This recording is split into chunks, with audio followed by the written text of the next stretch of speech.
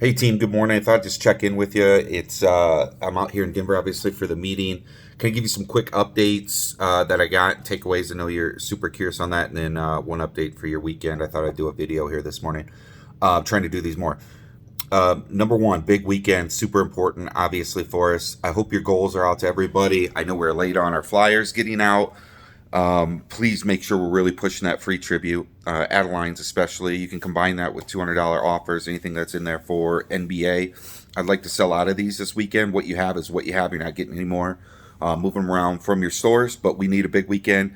You guys have your targets. I want everybody to make some money as well. So no matter how you sit, I told you guys the other day, just because you sit great on the percent to goal, which is good. I'm looking at conversion. We've got to win on conversion. There's a lot of opportunities on the table. So let's win this weekend. Number two, out here, I wanted to update. So Dave 1 was cool. No big updates at all. There's no scorecard discussion, no T-Mobile discussion. It was a lot on, it was good takeaways, and I'll share some of that with you guys when I get back, but more on planning, accountability. They talked about, we had guest speakers, which is really cool. Peyton Manning actually didn't get to meet him, but he was out here. So I'll share that with you guys, but nothing that's a game changer. I'm like, hey, you guys need to know this. Let's prepare for it. It was all about planning and accountability and really a lot of coaching tips and a lot of good takeaways that I'll share with you. Number three, it really tipped for you guys I wanted to share, and this goes back before I got to Denver. I was having a conversation with John last week, and I started digging in. Here's what I did, team. I looked at I pulled an RQ and I went back to September 1st on anybody in RQ who has not sold a drive, but has also sold at least a minimum. I think I looked at 50 boxes. And I just wanted to know effort wise, September, October, November, December, now into January, who has not sold a sprint drive in a minimum of 50 boxes? It's even worse when you look at even one drive. Same thing really should be, but I just looked at zero. It's shocking, team. And so it made me think, and this video isn't just about sprint drive itself. And I had this discussion with a DM the other day. We always talk about as DMs, you've got to produce in your busiest stores to bring your numbers and your average up. I want you guys to peel that back by your stores.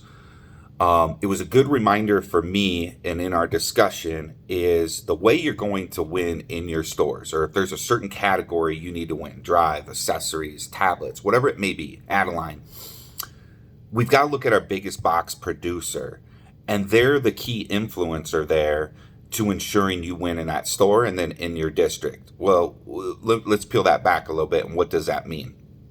We're going to tell our managers, conference calls, I'm going to emails. We're going to tell our reps. We're going to role play. And we need to continue to do those things. But at the end of the day, that person in that store does the most boxes. We often look at as the best salesperson in there. And you'll be surprised when they're really not the best salesperson. Is your other associates in your store. That's who they watch and follow, probably more than you, more than their manager, anybody else.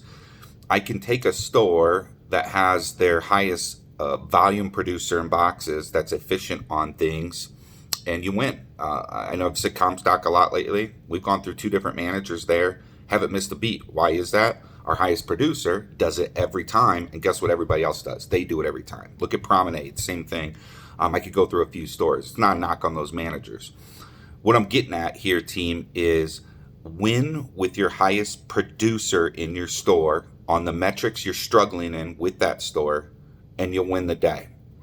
The manager, if I were them, I'd put more focus in on my highest producer that's not getting me sprint drive or accessories or Adeline, whatever it is. We often look at that person and stay away because they sell the most boxes. They get new. But remember, all those other things they're missing. And when you're gone, that's what all the other associates are watching and do in your stores. And so, number one, obviously, is the managers need to influence, set expectations, engage, be the example on the 4 things we talk about. I won't go through those 4, but you know them. Then number 2, take a look. I can name some stores. You can go through Hastings. You could go through, look at that through their highest box producer. I could go Kenosha, Port Charlotte in Florida, just with Hector, right? There's a bunch. I don't mean to call these teams out. Look at their highest box producer. Look at what they struggle in the stores. That person struggles. Additionally, when you think about new hires that come on, for our stores, and I hear it often as, hey, we've hired this person for 90 days. I've heard some people say we can't get rid of them. HR doesn't allow us. We've changed much of that. Are people failing that are new hires because the manager's not demonstrating what to do properly? And not only that, guess who that new hire watches? They're going to watch whoever's the stud in the store or highest producer in the store. And when that person's not offering drive or not bringing a tablet out, not offering an add-on, whatever your opportunity is, and that's what they see for their first 90 days, they're probably going to fail. They're going to fail every time, 120 days on, unless they magically get it, say enough, I'm not going to follow this guy and not see my manager offer. So again, what I'm getting at is take a look at your results. If there's a metric you're struggling in, or specifically a store, and we'll peel back your biggest box people, pull it up in our queue, pull it back to October 1st, January, or September 1st, November 1st, whatever you want to look at. Organize the amount of boxes they're putting out and whatever category you're looking at that you're failing in, whether it's add-a-line, whether it's you want to improve in, accessory per box, and that's the key, I believe. We haven't talked a lot about much to winning. So get your highest producer on board. And when I see our highest producing sales stores, that's on board to run the play with the manager, and most of the time that is the ASM, you'll see those numbers drastically improve. So just looking at some of the ASMs, when I go back to that September 1st and I look at commissions, I see a difference of upward of $1,500 that they've made because their ASM bonus goes higher. They obviously make more commissions for themselves. Their team sells more, so it makes more for the team bonus. It's pretty significant money. So really work with your highest producer. If that is your ASM, they've got to run that play with the manager.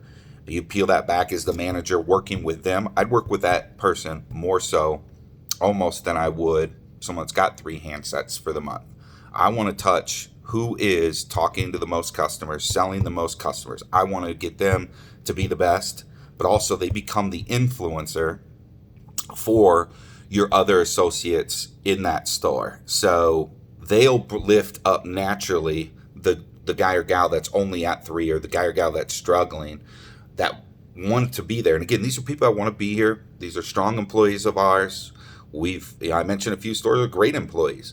I need to figure out how to make them better and develop them on other metrics that I know that not only will they do better and get paid more, they're going to be the influencer there for the associates. And also, I can't forget, obviously, that starts with the managers. Got to be engaging and demonstrating as well on the floor to get the buy-in of that ASM or highest producer. So it's super simple.